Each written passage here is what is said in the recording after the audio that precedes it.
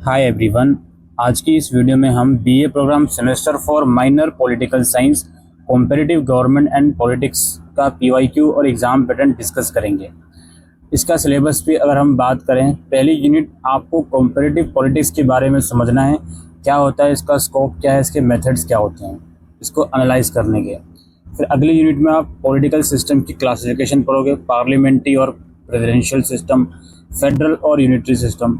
फिर electoral system के बारे में आप पढ़ोगे, इसमें first pass the post, proportional representation और मिक्स सिस्टम है।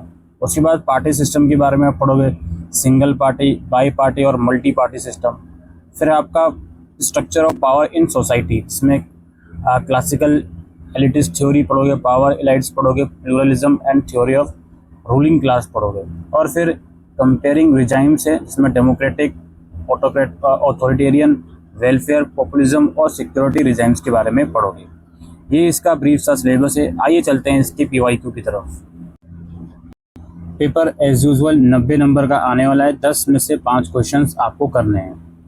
पहला क्वेश्चन हमारे पास है, what are the key dimensions of comparative political analysis. तुलनात्मक राजनीतिक विश्लेषण के प्रमुख आयाम क्या हैं।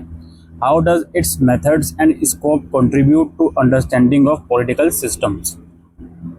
इसकी पद्धतियाँ और क्षेत्र राजनीतिक प्रणालियों को समझने में किस तरह योगदान करते हैं। नेक्स्ट क्वेश्चन है, what are the advantages and disadvantages of a presidential system compare to a parliamentary system. संसदीय प्रणाली की तुलना में राष्ट्रपति प्रणाली के क्या लाभ और हानियां हैं। ठीक है।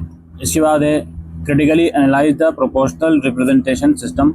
Do you think it offers a better framework to ensure the representation of the marginalized group of a society? आनुपातिक प्रतिनिधित्व प्रणाली का आलोचनात्मक विश्लेषण कीजिए।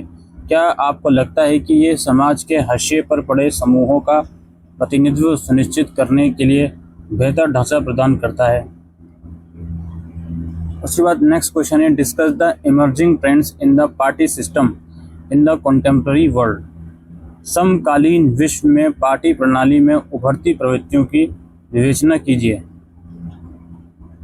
What are the key principles of federalism. संघवाद के प्रमुख सिद्धांत क्या हैं। How do they shape the relationship between central and state government. ये केंद्र और राज्य सरकारों के बीच संबंधों को कैसे आकार देते हैं। फिर है, how does classical elitist theory explain the concentration of power, differentiate between classical elite theory and power elite theory। शास्त्रीय अभिजातीय सिद्धांत शक्ति के संकेंद्रीकरण की व्याख्या कैसे करता है। शास्त्रीय अभिजातीय सिद्धांत और शक्ति अभिजातीय सिद्धांत के बीच अंतर बताइए। फिर डिफाइन द सिक्योरिटी स्टेट, सुरक्षा राज्य को परिभाषित कीजिए। Explain the role and importance of the security state in the era of globalisation with suitable examples.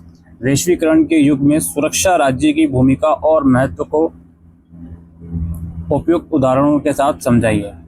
Next question है, define characteristics of a welfare state. How does it's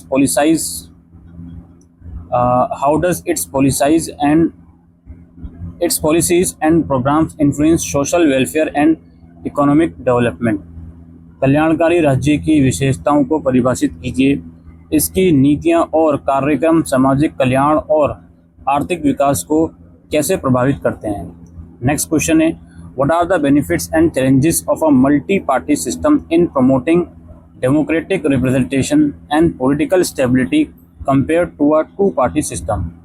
द्विदलीय प्रणाली की तुलना में लोकतांत्रिक प्रतिनिधित्व और राजनीतिक स्थिरता को बढ़ावा देने में बहुदलीय प्रणाली के क्या लाभ और चुनौतियां हैं।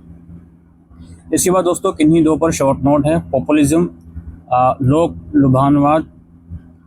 लुभावनवाद और कोलिशन गवर्नमेंट, गठबंधन सरकार, वन पार्टी सिस्टम, एक दलीय प्रणाली और असिमेट्रिक फेडरलिज्म, असम्मित संघवाद। ठीक है, तो ये था दोस्तों पीवाईक्यू और एग्जामिनेशन पैटर्न आपका BA program competitive government and politics का। Thank you.